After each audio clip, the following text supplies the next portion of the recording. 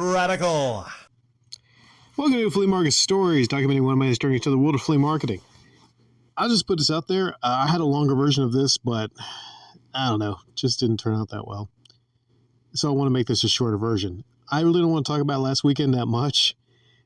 Sometimes you have good weekends and you're happy, and you have bad sales weekends and you just kind of want to get through it. You just want to get past it. Last weekend was a bad weekend, sales-wise, and I don't think it was really, not a lot of it was on me. You know, maybe I didn't do the things that actually put me over the edge, but it's not like I didn't have a nice spread out as usually I do. So sometimes it's a particularly hot, humid weekend, and a lot of people just don't come out. So you have to brace yourself for those bad weekends.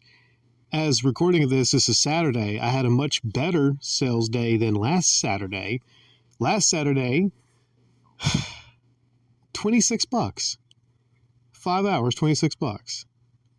And I was looking at the spread I had, everything I had out, and the reasonable prices, and I'm like, this is just insane. I think I sold a 360 game controller and a movie, maybe. Not sure. There's two things I sold. I think I left a little early that day also.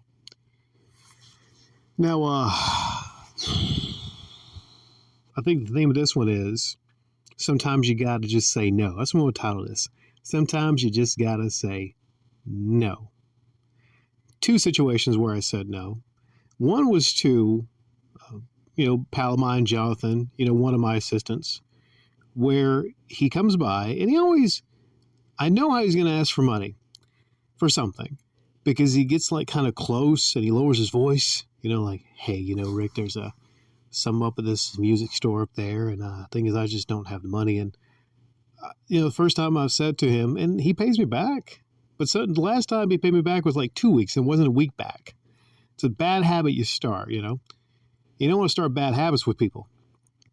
I guess he just assumes I have, like, I'm not saying I don't have a good bit of money personally, but I look at everything business wise.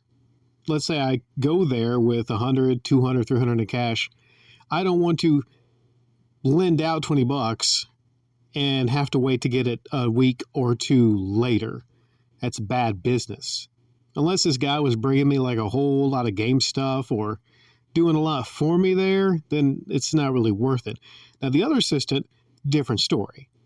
He's a very skilled assistant. The other assistant, this guy is just, like, he's barely even considered him assistant, so I don't even know, But the other guy is actually, he's a legitimate store assistant, and he stays there for the duration. This other guy, he always leaves and walks around the flea market looking around at stuff. So a lot of time I'm actually babysitting his motorcycle and his motorcycle hat. So I could even throw that back up and say, like, well, you get motorcycle parking here for free, and I take care of his helmet while he's here, so that's something in itself. Now, not saying that he doesn't actually watch the table, if I need to go take a leak or something like that, and sometimes I pay him in like a CD for doing that. But you don't want to start the process of lending out money to someone like that, because he's a good guy, but no, man, I can't really do that. So you got to say no in that situation. Another situation you got to say no is when you got two games like GTA 5 and Black Ops 2, 1 or 2, that are harder to get. Not maybe GTA 5, but Black Ops 1 and 2 are getting harder to acquire at reasonable prices. Whenever I get a Goodwill lot, I make sure it has Black Ops 1 and 2. As of this recording, I think I'm out of Black Ops 1 and 2 for 360. So, let me see if I remember exactly what happened. I had 25 on both of those games. Kid wants one game for 15, and I say, already he's like lowballing to the 15, not the 20. And I say, no, I just can't do that. That's too much of a sought after game for me to do that and everything. And he says, oh, okay. Then he picks up, but I say to him, I do discounts on more than one though. So it opens up a path. He's like, oh, okay, So he picks up GTA 5. And then he says, how much for these two? Then I say, $40. $40 for those. Now, granted, that's $5 off of each game, that's fair. It's fair. $40 for GTA 5 and Black Ops 2. And it would have been fine. But you know what the kid did? The kid says, okay, well, I'll give you 35. And instantly, I just got to say no. I just got to say no. And I wasn't mean to him when he lowballed like that, but I just said nah, we can't do that. It's 40, man, it's 40. So then what it was is he had the money, and then he asked his parents, and his parents asked him, even his parents said, that was, pretty good deal. But then he decided that he did not want those. You just got to say no sometimes.